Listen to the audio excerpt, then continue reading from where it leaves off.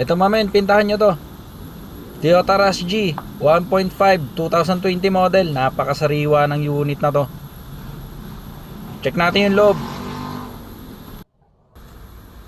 O, dito pa lang. Napakakinis niyan. Sidings dito yan sa may driver side.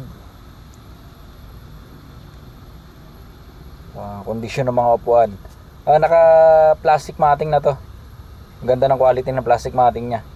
Tingnan mo naman yung kondisyon ng mga upuan na yan, mami. Napakasariwa niyan. Wala ka pang maipipintas dyan. Napakakintab. Pati ceiling niyan, napakalinis din.